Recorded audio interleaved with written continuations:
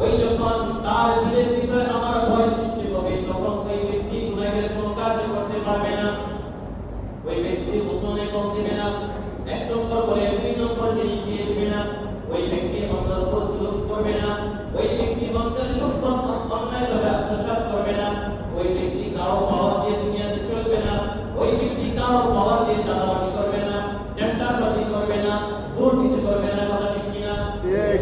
তাই আল্লাহ বলেন ইন্নামাল মুমিনুনা আল্লাযীনা ইযা যুকিরাল্লাহ ওয়াজিলাত কুলুবুহুম।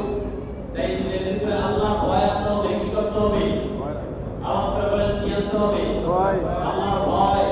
যদি আল্লাহর ভয় থাকে তাহলে মানুষের উপর জুলুম করতে পারবো না।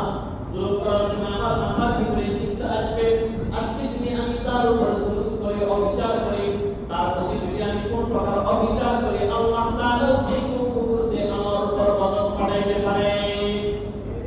পারেন কিনা? পারে। যে কোনো মুহূর্তে আল্লাহ তাআলা আমার উপর গজব পাঠাইতে পারে। তো তার জন্য আল্লাহর ভয় দিলের ভিতরে রাখতে হবে। ইমাম সাহাবী রাহিমাহুল্লাহ একটি ঘটনা উল্লেখ করেন, এক জালেম, ওই জালেম রাস্তার উপরে দাঁড়িয়ে দাঁড়িয়ে বলতেছে যে আমার থেকে তোমরা শিক্ষা গ্রহণ করো, আমার থেকে তোমরা শিক্ষা গ্রহণ করো। এক বুজুর্গ ব্যক্তি তার কাছে যেয়ে বলতেছে, ভাই তার হাতটা কাটা, বলতেছে তোমার কাছ থেকে কি শিক্ষা গ্রহণ করো, কি এরকম তোমার সাথে ঘটেছিল যে শিক্ষা গ্রহণ করতে হবে? তখন ওই হাত কাটা ব্যক্তি বলতেছে, আমি এক বীর বাহাদুরের বন্ধু ছিলাম। কি ছিলাম? বীর বাহাদুরের বন্ধু। বীর বাহাদুর ছিলেন তো সেনাপতির বন্ধু ছিলাম। তো সেনাপতির সাথে আমার খুব ভালো সম্পর্ক ছিল। তো একদিন আমি রাস্তা দিয়ে হেঁটে যাচ্ছিলাম, পথে এক লোককে দেখলাম বড় সুন্দর একটি মাছ হাতে করে নিয়ে যেতেছে। বড় সুন্দর একটি মাছ হাতে করে নিয়ে যেতেছে। দেখবেন যাদের একটু পাওয়ার আছে, পাওয়ার বলতে নেতার পাওয়ার আছে বা নিজের পাওয়ার আছে, কারো কোনো জিনিস যদি পছন্দ হয়ে যায়, ওটা আত্মসাৎ না করা পর্যন্ত এই ব্যক্তি ছাড়ে না। কথা ঠিক? আওয়াজ করে বলেন, আছে না এরকম? আছে। এদের শুধু পাওয়ার একটু কোথায়, পাওয়ার কি করে বুঝতে বুঝতে না, একেবারে পাওয়ার সাথে জুলুম না করলে, কেউ হাতে থাপ্পড় না মারলে, কাউকে কষ্ট না দিয়ে এদের শরীর, এদের ঘুমে ধরে, এদের শরীর শুধু সারাদিন জ্বালা পোড়া করে। কথা ঠিক? এরা দেখবেন আন্দোলন একজনের সাথে গিয়ে হাত চালানো শুরু করে দেবে, নেতাকে দেখানো শুরু করে দেবে। কথা ঠিক? এরা বুঝেই যে আমি অনেক বড় নেতা, আমি কি শুধু এক এক দুইজন মানুষ একটু জোরে কথা বলতেছে, এক আসলে গিয়ে দেখবেন নেতাকে দেখে। কথা ঠিক? আছে না এরকম? আছে। আওয়াজ করে বলেন, আছে না? আছে। তো এইরকম একজন সেনাপতির সাথে তার সম্পর্ক ছিল। তো তার নেতাকে দেখাইতে হয়ে গেল সেনাপতির বন্ধু। বলতেছে তোমার মাছটা আমাকে দিয়ে দাও, তোমার মাছটা কি করো, আমাকে দিয়ে দাও। ওই ব্যক্তি বলতেছে, কেন আমি তোমাকে মাছ দিব? কেন আমি তোমাকে মাছ দিব? আমি তো এই মাছ 80 দিরহাম দিয়ে কিনে নিয়ে এসেছি, আমি তোমাকে কেন দিব? ওই ব্যক্তি বলতেছে, আমাকে অবশ্যই দিতে হবে। তো ওই মাছওয়ালা বলতেছে, ঠিক আছে আমি তোমাকে দিয়ে দিব, তুমি আমার মাছের মূল্য দিয়ে দাও। তুমি আমার মাছের কি করো? মূল্য দিয়ে দাও, তুমি মাছ নিয়ে নাও। লোকটা বলতেছে, না তোমাকে মাছের মূল্য দিব না, আমি তোমার মাছ নিবই। তো জোরপূর্বক ওই লোকের হাত থেকে মাছটা সে ছিনাই নিচ্ছে। জোরপূর্বক কি করছে? হাতের থেকে মাছটা ছিনাই নিচ্ছে। তো মাছটা হাতে করে নিয়ে যখন যেতেছে, কিছু দূর যেতে না যেতে ওই মাছটা তার হাতের আঙ্গুলে কামড় দিচ্ছে। হাতের আঙ্গুলে কি করছে? কামড় দিচ্ছে। মাছের হাতে কামড় দিলে যেমন কিছু হয় না, হওয়ার কোনো মানে হাতে কামড় দিলে ওটা তেমন ক্ষতিকর কিছু হওয়ার কথা না। কি বলেন? তেমন কিছু হওয়ার কথা না, তেমন কিছু হওয়ার কথা। কিন্তু আল্লাহ তাআলা যদি চান, এটা মুসার ভিতরে কিন্তু অধিক পরিমাণ শক্তি দিয়ে রাখতে পারেন কি? পারে। লোককে মারছে কি? আল্লাহ। আওয়াজ করে বলেন, আল্লাহ। আর কি আওয়াজ করে বলেন, আল্লাহ। মশাই কে মারছে? মশাই। মশাই কিন্তু মারে না, মশাই একটা টুসে উল্টা লাগাইলে বাইরে এসে মারছে। আল্লাহ তাআলা চাইলে আবাবিল পাখি দিয়ে, ছোট চড়ুই দিয়েও কিন্তু হস্তি বাহিনীকে একবারে ধ্বংস করে দিতে পারেন। পারেন কিনা? পারে। আল্লাহর এই ক্ষমতা আছে না নাই? আছে। যখন আল্লাহর পয়গম্বর মদিনায় যায়, পাহাড়ে যখন অবস্থান করেন গুহাতে, শত্রু বাহিনী রাসূলকে খুঁজতেছে, এক লগে খুঁজতেছে। আরবদের তাদের একটি যোগ্যতা ছিল, তারা পায়ের ছাপ থেকে বলতে পারতো কার পায়ের ছাপ কোনটা। তারা পায়ের ছাপ ধরে ধরে গুহা পর্যন্ত চলে গেছে। আল্লাহ রাসূল আবু বকর সিদ্দিক রাদিয়াল্লাহু তাআলা আনহু বলতেছেন, লা তাহজান ইন্নাল্লাহা মা'না, তুমি ভয় পেও না, আল্লাহ কার সাথে আছে? আমাদের সাথে আছে। আল্লাহ কাদের সাথে আছে? আমাদের সাথে। আওয়াজ করে বলেন, কাদের সাথে আছে? আমাদের সাথে। আমাদের সাথে অবশ্যই আল্লাহ তাআলা আছে। শুধুমাত্র আল্লাহর পয়গম্বর আবু বকরকে নসিহত করেন নাই, কিয়ামত পর্যন্ত আনেওয়ালা সমস্ত উম্মতকে এই শিক্ষা দিয়ে গেছেন, লা তাহজান ইন্নাল্লাহা মা'না। তুমি হকের কথা বলে যাবা, খোদার কসম কে বলি, খোদার কসম কে বলি, তুমি যদি হকের কথা বলো আল্লাহ তোমার সাথে থাকবে, পৃথিবীর কোনো পরাশক্তি তোমার কিচ্ছু করতে পারবে না ইনশাআল্লাহ। আজকে আমরা দেখেছি আফগানিস্তানে হাতে গোনা কয়েকজন মুজাহিদ, সীমিত কয়েকজন, যাদেরকে গণাই ধরে না, নেটো বাহিনীকে 52টা দেশ মিলে একটি সশস্ত্র বাহিনী তৈরি করেছে, তাদেরকে নাকানি সুবানিকে নাকে খড় দিয়ে আফগানিস্তান থেকে তাদেরকে বিতাড়িত করেছে। আমরা গত কিছুদিন পূর্বে দেখেছি তালেবানদের সাথে তারা শান্তি চুক্তি করেছে। কেন? তারা ভয় পায় নাই, আল্লাহ তাআলা তাদের সাথে ছিল। ওই দোস্ত, আপনি ভাববেন আমার সাথে তো কেউ নেই, আমার সাথে তো কেউ নেই, আমি তো একা, তাহলে মনে রাখবেন আপনার সাথে কেউ না থাকলেও আল্লাহ তাআলা অবশ্যই আছে। আল্লাহ অবশ্যই অবশ্যই কোন মাদ্রাসার মাধ্যমে আপনাকে উদ্ধার করবেন। রাসূল বলতেছেন, লা তাহজান ইন্নাল্লাহা মা'না, তুমি ভয় পেও না, আল্লাহ আমাদের সাথেই আছে। কতবার আমরা ইতিহাসে তারিখে এটা বলেছি, মাদ্রাসা চাল বেঁধেছে আর কোন শত্রু বাহিনী ওই গুহার ভিতরে ঢুকতে পারে নাই। ও বন্ধু, হযরত খালিদ ইবনে ওয়ালিদ রাদিয়াল্লাহু তাআলা যখন ইন্তেকাল করেন, খালিদ ইবনে ওয়ালিদ রাদিয়াল্লাহু তাআলা ইন্তেকালের সময় যখন তাকে গোসল করান, হযরত খালিদ ইবনে ওয়ালিদ রাদিয়াল্লাহু তাআলা শরীরে এমন একটা জায়গা ছিল না যেখানে তরবারির আঘাত লাগে নাই। মাথা থেকে নিয়ে পা পর্যন্ত পুরো শরীর তরবারি থেকে মজনের কাঁচা হয়ে গিয়েছে। যেমনি ভাবে মানুষ এলোপাতারি ঘুমায়, এরকম ভাবে মাথা থেকে নিয়ে পা পর্যন্ত শুধু তরবারির আঘাত আর আঘাত। যিনি গোসল করাইতেছেন উনি বলতেছেন, যারা মৃত্যুকে ভয় পায় তারা যেন খালিদ ইবনে ওয়ালিদ থেকে শিক্ষা গ্রহণ করে, ওই হায়াত যতদিন আছে ওই ব্যক্তি ততদিন পর্যন্ত মৃত্যুবরণ করবে না। হযরত খালিদ ইবনে ওয়ালিদ রাদিয়াল্লাহু তাআলা একটি ছোট ঘটনা শুনিয়েছি। এক বাদশা হযরত খালিদ ইবনে ওয়ালিদ রাদিয়াল্লাহু তাআলার সাথে চুক্তি করতে আসছে। হযরত খালিদ ইবনে ওয়ালিদের সাথে যখন চুক্তি হয়ে গেছে, ওই সম্রাট চলে যাইতেছে, এমন অবস্থা হযরত খালিদ ইবনে ওয়ালিদ রাদিয়াল্লাহু তাআলা লক্ষ্য করে দেখেন তার হাতে ছোট্ট একটা শিশি। খালিদ ইবনে ওয়ালিদ দেখলে বলে, তোমার হাতে এটা কি? বলে, এটা আমার হাতে বলো, এটা এমন এক বিষ, এক ফুটা যদি গলার ভিতর দিয়ে ঢুকে মুহূর্তের ভিতরে ওই ব্যক্তি মৃত্যুর উপরে ঢলে পড়বে। খালিদ ইবনে ওয়ালিদ রাদিয়াল্লাহু তাআলা বলেন, এটাকে সাথে করে নিয়ে এসেছো কেন? বাদশা বলে, এই সম্রাট, আমি আপনার সাথে চুক্তি করতে এসেছিলাম, যদি আপনার সাথে সঙ্গী না হয় আমি নিয়ত করেছি যে আপনার সাথে কোনোভাবে সঙ্গী না হয়, যদি মুসলমানরা আমাদের সাথে সঙ্গী না করে তাহলে আমি নিয়ত করে এসেছি আমি সাথে সাথে এই বিষ পান করে আত্মহত্যা করব, কারণ আমরা জানি মুসলমানদের সাথে যুদ্ধ করে আমরা কোনোদিনও বের উঠতে পারবো না। হযরত খালিদ ইবনে ওয়ালিদ রাদিয়াল্লাহু তাআলা বলেন, এদিকে দাও, আমার কাছে জিনিসটা দাও। সম্রাটকে বলতেছি, তুমি কি এটা বিশ্বাস করো যে এটার ভিতরে হায়াত মৌত লুকায়িত আছে? সম্রাট বলে, হ্যাঁ, এটা অনেক বিষ, এক ফুটা যদি গলা দিয়ে ঢুকে ওই ব্যক্তির বাঁচার মতো কোনো ক্ষমতা নাই। খালিদ ইবনে ওয়ালিদ বলেন, এটা আমাকে একটু দাও। কি করবেন? আমি একটু খেয়ে দেখি আমি মৃত্যুবরণ করি কিনা।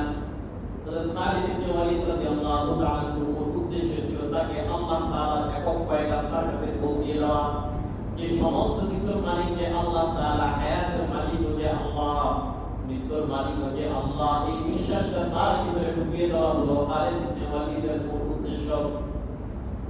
হযরত খালিদ ইবনে ওয়ালিদ রাদিয়াল্লাহু তাআলা আনহুটাকে হাতে নিলেন। বিসমিল্লাহিল্লাযী লা ইয়াদুররু মা ইসমিহি শাইউন ফিল আরদি ওয়ালা ফিস সামা। এই দোয়াটা পাঠ করে গড়গড় করে সম্পূর্ণ খেয়ে ফেললেন। খেয়ে ফেলার পরে সুন্দর দাঁড়িয়ে আছেন, কাজ করতেছেন। লোকটাকে ডাক দিয়ে বলে, বাচ্চাকে ডাক দিয়ে বলে, কই তুমি তো বলেছিলে খাবার মুহূর্ত পার হতে দিবে না, মানুষটা মৃত্যুর করে বলে পড়বে। আমি কখন গেছি, কত সময় পার হয়ে গেছে, কই আমার তো কিছু হয় নাই।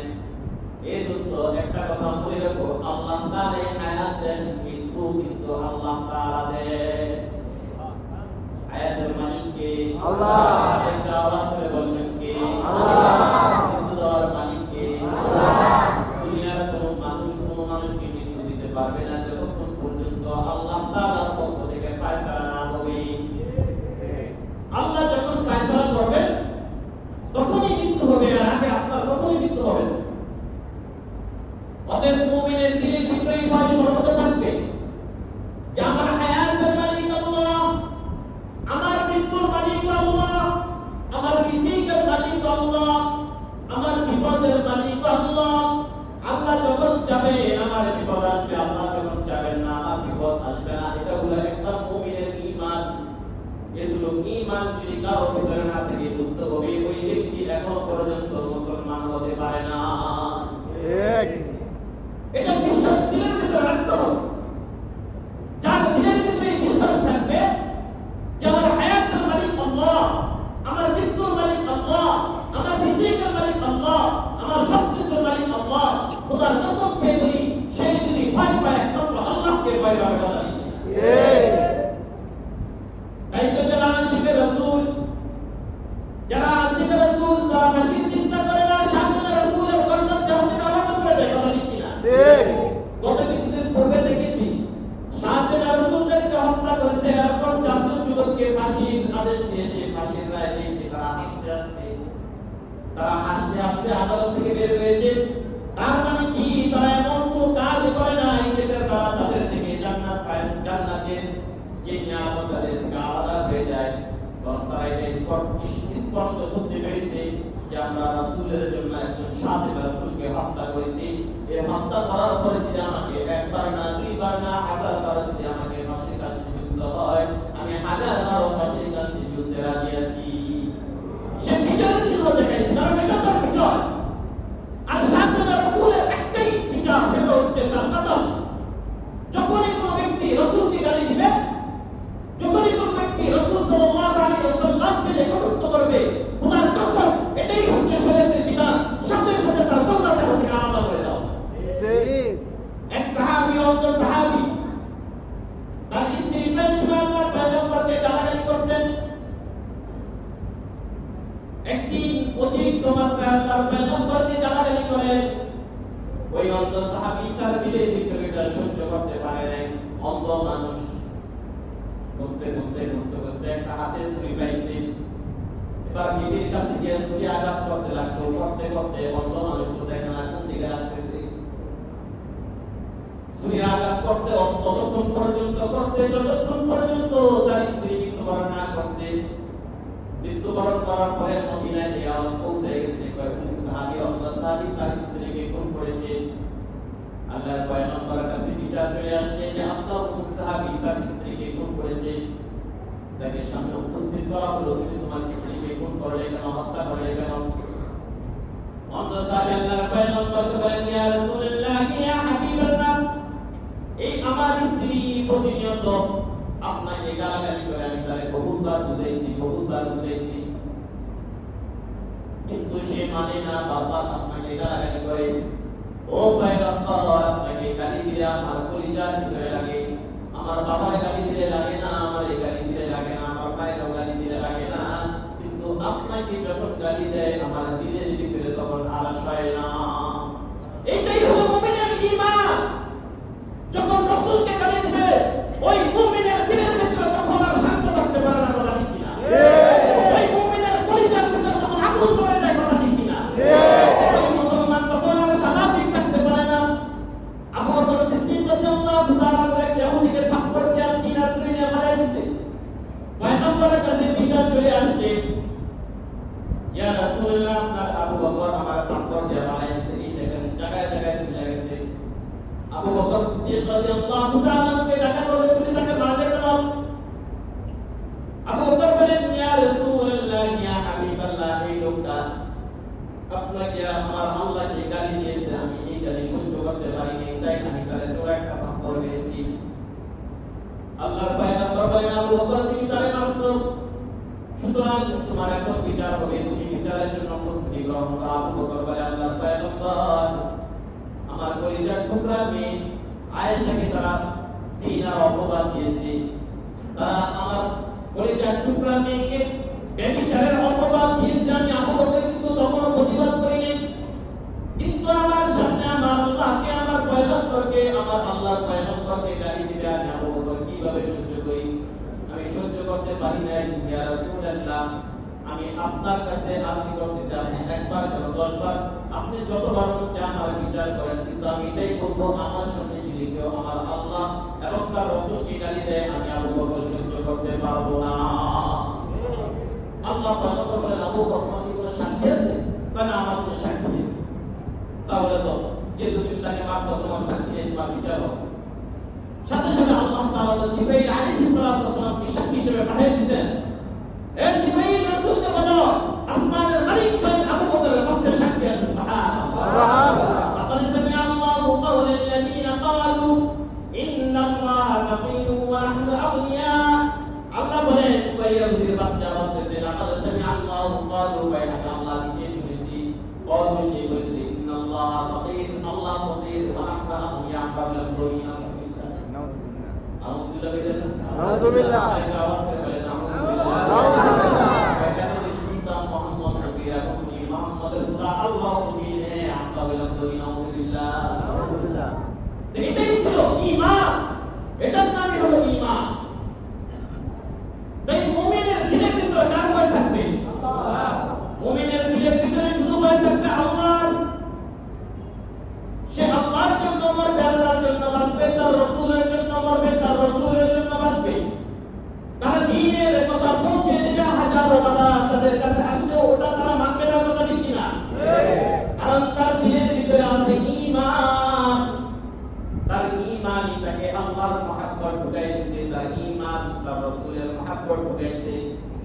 ভাইরা আমার, বন্ধুরা আমার, সবসময় মনে রাখবেন, সমস্ত কিছুর মালিক আল্লাহ। দুনিয়ার কোন মানুষের দ্বারস্থ হওয়া যাবে না, কথা ঠিক কিনা?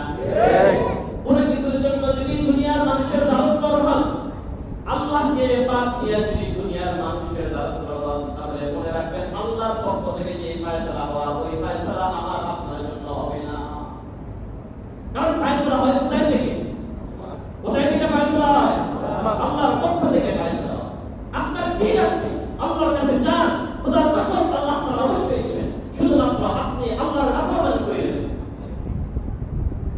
ভাইরা আমার, বন্ধুরা আমার, দুনিয়াতে সবসময় জালেম আছে, কিয়ামত পর্যন্ত থাকবে, কথা ঠিক কিনা? ঠিক। হযরত আদম আলাইহিস সালাম থেকে শুরু করে কিয়ামত পর্যন্ত জালেম থাকবে। তারা জুলুম করবে, অবিচার করবে, অন্যের সম্পদ আত্মসাৎ করবে, আপনার দোকান থেকে মাল খেয়ে ফেলবে, আপনার উপর অবিচার করবে। এরকম দুনিয়াতে কিয়ামত পর্যন্ত থাকবে, কিন্তু কম্প্রোমাইজ করা যাবে না তাদের সাথে কখনো। ঈমানের সাথে থাকতে হবে। আমি একটাই বুঝি, সেটা হলো ঈমান। ঈমান বাঁচানোর জন্য যদি আমার জীবন যায়, ওই জীবন আমার জন্য ধন্য পেয়ে দাঁড়াবে। আর ঈমান বিক্রি করে যদি আমি জীবন বাঁচাই, তাহলে আমি হবো কপাল পোড়া। যদি আমি ঈমানের জন্য মৃত্যুবরণ করি, এটা আমার জন্য সাকসেসফুল, এটা আমার সফলতা।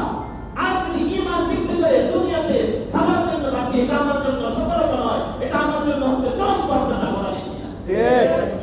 দুনিয়াতে ঈমান নিয়ে বাঁচেন, ঈমান নিয়ে বাঁচতে পারলে কাল কঠিন মুসিবতের দিন আল্লাহর সামনে দাঁড়াইতে পারবেন। ঈমান নিয়ে যদি বাঁচতে না পারেন, আল্লাহর ভয় নিয়ে যদি না চলতে পারেন, তাহলে আল্লাহর সামনে দাঁড়াইতে পারবেন না। ওয়াত্তাকু ইয়াওমান তুরজাউনা ফীহি ইলাল্লাহ সুম্মা তুওয়াফা কুল্লু নাফসিন মা কাসাবাত ওয়া হুম লা ইউযলামুন। আল্লাহ বলেন, ওই দিনকে ভয় করো। কোন দিনকে? তুরজাউনা ফীহি ইলাল্লাহ, যেদিন আল্লাহ তাআলা তোমাদেরকে তোমাদের ফলাফল বুঝিয়ে দেবেন। আল্লাহর কাছে তোমরা কি করবে? তুরজাউনা ফীহি ইলাল্লাহ, আল্লাহর সামনে তোমাদেরকে দণ্ডায়মান করা হবে। সুম্মা তুওয়াফা কুল্লু নাফসিন মা কাসাবাত, তুমি তোমার জীবনে যা কামিয়েছো, অন্যের থেকে যা খাইছো, নিজের থেকে যা খাইছো, যা হালাল খাইছো, যা হারাম খাইছো, যা অপরাধ করেছো, যা ভালো কাজ করেছো, প্রত্যেকটা কাজ আমার আপনার আল্লাহ তাআলা ওই দিন আমার আপনার সামনে উপস্থিত করে আমাকে আপনাকে দেখিয়ে দিবেন, এই বান্দা তুমি এটা করেছিলা, ও বান্দা তুমি এটা করেছিলা, এই তো আজকে তোমার ফলাফল। এক চুল পরিমাণ ওই দিন কারোর প্রতি জুলুম করা হবে না। তার তিল পরিমাণ গুনাহ থাকলে ওই গুনাহগুলো তার হাতে তুলে দেওয়া হবে, এই তিলকে দান করে দেওয়া হবে না। তার তিল পরিমাণ নেক থাকলে তার হাতে তুলে দেওয়া হবে। এগুলাকে আল্লাহ তাআলা গায়েব রাখবেন না, অনুপস্থিত রাখবেন না, সবার সামনে আল্লাহ তাআলা ওই দিন তুলে দিবেন। ওই দিন অধিক কোনো বাঁচা কোনো সুযোগ নাই। যদি দুনিয়াতে আমরা গুনাহ পরিত্যাগ না করি, আল্লাহর কাছে যদি তওবা না করি, আল্লাহকে যদি ভয় না করি, আল্লাহকে ভয় না করে যদি আমরা গুনাহ পরিত্যাগ না করি, মনে রাখবেন ওই দিন আমি আপনি আল্লাহর ফায়সালা থেকে বাঁচতে পারবো না। কথা ঠিক কিনা? ঠিক। দুনিয়াতে টাকা দিয়ে আপনি বিচার ঘুরিয়ে দিতে পারবেন, কারণ দুনিয়ার বিচারক এদের ভিতরে নীতি নৈতিক অনেকের ভিতরে আপনার ঘুষ খাওয়ার প্রবণতা আছে, হারাম খাওয়ার প্রবণতা আছে, তাদেরকে আপনি টাকা দিয়ে বিচার ঘুরিয়ে দিতে পারবেন, সমাজের বিচার ঘুরিয়ে দিতে পারবেন, দলের কারণে নিজে গ্রুপ করে খারাপি করে চাঁদাবাজি করে বেঁচে দিতে পারবেন। কিন্তু মনে রাখবেন আল্লাহর কাঠগড়ায় কিন্তু বাঁচতে পারবেন, কারণ ওই দিন বিচার থাকবেন স্বয়ং আল্লাহ।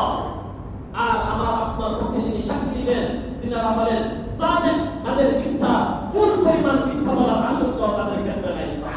সুবহানাল্লাহ। স্বয়ং রাসূল সাল্লাল্লাহু আলাইহি ওয়াসাল্লাম আমার আপনার ব্যাপারে ওই দিন সাক্ষী দিবেন। যিনি ভালো থাকে ভালো সাক্ষী দিবেন, যিনি মন্দ থাকে মন্দ সাক্ষী দিবেন।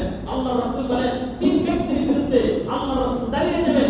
এর ভিতরে এক ব্যক্তি হলো যে মানুষের উপর জুলুম করে, জালেমের বিরুদ্ধে কাল হাসরের মাঠে আল্লাহর কাছে রাসূল সাল্লাল্লাহু আলাইহি ওয়াসাল্লাম নিজেই আল্লাহর কাছে নালিশ করবেন তাদেরকে জাহান্নামে পাঠানোর জন্য। নাউযুবিল্লাহ, নাউযুবিল্লাহ। সুতরাং অন্যের সম্পদ আত্মসাৎ করেন না, কি লাভ হবে? অন্যের 2-3 টাকা